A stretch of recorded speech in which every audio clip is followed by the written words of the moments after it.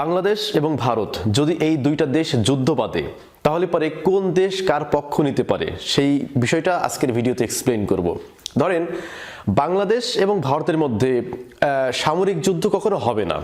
যদি কখনো হয় বা এরকম অবস্থা সৃষ্টি হয় তাহলে পরে কোন দেশ কার পক্ষ নিতে পারে। প্রথমে আমি ভারতের বিষয়টা ক্লিয়ার করি। ভারত নিঃসন্দেহে পৃথিবীর মধ্যে একটি শক্তিশালী সামরিক দেশ, সামরিক শক্তিধর দেশ। এখন ভারত যদি বাংলাদেশে যুদ্ধ করতে চায়, আপনারা ইতিমধ্যে দেখেছেন যে ভারতের অনেক নেতা, বিজেপি নেতা যারা আছে তারা কিন্তু বলেছে যে বাংলাদেশে সার্জিক্যাল স্ট্রাইক চালানোর জন্য।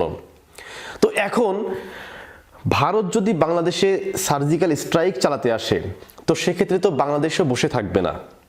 তো এখন বহির্বিশ্বের সাপোর্ট কিন্তু দরকার। এখন ভারত কতটুকু সাপোর্ট পাবে এবং বাংলাদেশ কতটুকু সাপোর্ট পাবে এই বিষয়টা আজকের ভিডিওতে আমি স্পষ্ট করব। তো প্রথমে আসি ভারত প্রসঙ্গে। এখন ধরেন ভারত যদি বাংলাদেশের বিরুদ্ধে যুদ্ধ করতে চায় তাহলে পরে এই যুদ্ধের প্রেক্ষাপটে কিন্তু দুই ধরনের সহযোগিতা পাওয়া যায়। একটা হচ্ছে কূটনৈতিক সহযোগিতা আর একটা হচ্ছে সামরিক সহযোগিতা। সামরিক সহযোগিতা বলতে সেই দেশের অস্ত্রপাতি দিয়ে সরাসরি হেল্প করা, এটা হচ্ছে সামরিক সহযোগিতা। আর কূটনৈতিক সহযোগিতা বলতে এটা জাতিসংঘে উপস্থাপন করা, যুদ্ধ বন্ধ করা, ভারতের পক্ষে কথা বলা, এই ধরনের।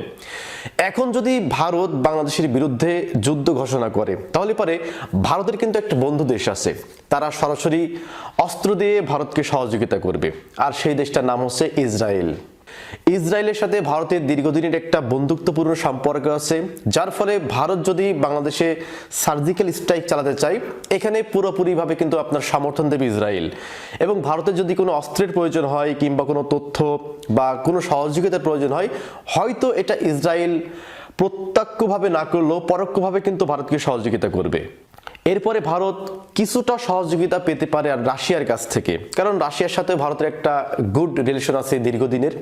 হয়তো সরাসরি সামরিক সাপোর্ট ভারত পাবে না, তবে এই ক্ষেত্রে কূটনৈতিক সাপোর্ট পেতে পারে। হয়তো রাশিয়া ভারতের পক্ষে দু একটা কথা বললেও বলতে পারে।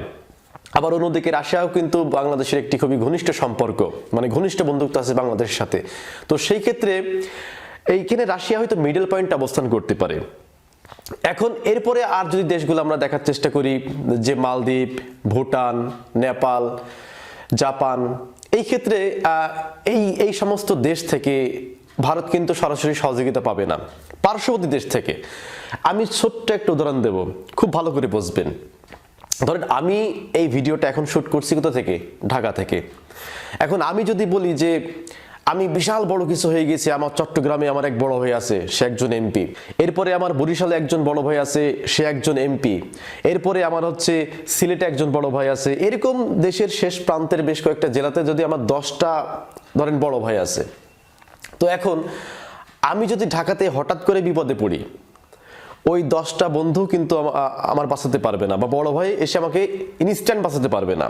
কিন্তু আমি যে ঢাকাতে থাকি, এই ঢাকাতে যদি 2টা এমপি আমার কাছের হয়, ওই যে আদার্স যে প্রান্ত আছে, মানে অন্যান্য জেলাতে আমার যে এমপি বড় ভাই আছে, তাদের থেকে যদি আমার ঢাকাতে 2জন এমপি কিন্তু যথেষ্ট। তো এবার আসি বাংলাদেশের পক্ষে কারা কারা দাঁড়াবে।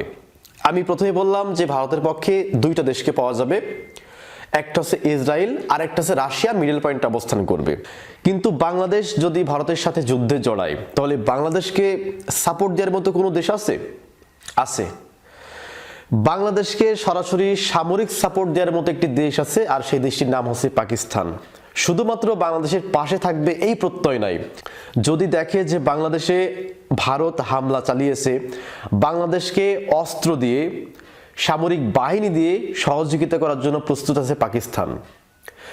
পাকিস্তান প্রত্যক্ষভাবে ঘোষণা দিয়ে কিন্তু বাংলাদেশের পাশে দাঁড়াবে। এরপরে বাংলাদেশের পাশে জোরালোভাবে কূটনৈতিক সহযোগিতা, এরপরে আপনার সামরিক যে অস্ত্রগুলো লাগে এইগুলো দিয়ে বাংলাদেশকে সহযোগিতা করার মতো আরেকটি সবচাইতে শক্তিধর দেশের নাম হচ্ছে চীন। কারণ চীন ভারতের মিত্র না, এবং তারা তাদের যে বর্ডারে কিন্তু সবসময় উত্তেজনা বিরাজ করে। যখন দেখবে যে বাংলাদেশের সাথে ইন্ডিয়ার বেঁধে গেছে, তখন কিন্তু চীন একটা সুযোগ নেবে এবং বাংলাদেশকে যত প্রকার সহযোগিতা লাগে সেই সমস্ত সহযোগিতা দিয়ে বাংলাদেশের পাশে থাকবে কিন্তু চীন। এরপরে আদার্স যে কান্ট্রিগুলো আছে সেই সমস্ত কান্ট্রি থেকে বাংলাদেশের পক্ষে একটা মৌন সমর্থন পাওয়া যাবে। এবং আরেকটি দেশ আছে বাংলাদেশকে সমর্থন দেওয়ার মতো, সেটা হচ্ছে তুরস্ক। রিসেপ তাইয়েপ এরদোগান তিনি দেখেছেন যে রোহিঙ্গা ক্রাইসিস থেকে শুরু করে বাংলাদেশের প্রত্যেকটা বিপদে তিনি জোরালোভাবে কিন্তু বাংলাদেশের পাশে দাঁড়িয়ে কথা বলেছেন এবং বাংলাদেশকে অর্থ সহযোগিতা দিয়ে বাংলাদেশকে সহযোগিতা করেছেন। তো এইভাবে সামরিক শক্তি দিয়ে, অর্থ দিয়ে, বুদ্ধি দিয়ে, অস্ত্র দিয়ে বাংলাদেশের পাশে দাঁড়ানোর মতো বেশ কয়েকটি দেশ আছে, কিন্তু ভারতের পক্ষে সরাসরি ঘোষণা দিয়ে দাঁড়ানোর মতো একটি দেশও পৃথিবীতে নাই। যদি আপনি ভারতের চারপাশে যতগুলা প্রতিবেশী দেশ আছে যদি আপনি লক্ষ্য করেন, একটা দেশও ভারতের বন্ধু নেই, একটা দেশও নেই। প্রত্যেকটা দেশের সাথে ভারতের বৈরী সম্পর্ক, প্রত্যেকটা দেশের সাথে ভারতের হচ্ছে দা কুমড়ো সম্পর্ক। শুধুমাত্র একটি দেশের সাথে ভারতের ভালো সম্পর্ক ছিল, সেটা হচ্ছে বাংলাদেশ। বাংলাদেশ বাদে বিগত বছরগুলোতে ভারতের সাথে গুড রিলেশন একটা দেশও পাওয়া যাবে না। ইভেন ইউরোপের দেশ কানাডা, সেই কানাডা পর্যন্ত ভারতের প্রকাশ্য শত্রু, মানে তাদেরকে সাইবার সন্ত্রাস হিসেবে তালিকাভুক্ত করেছে। তো প্রিয় দর্শক, ভারত এবং বাংলাদেশের এই সম্পর্কে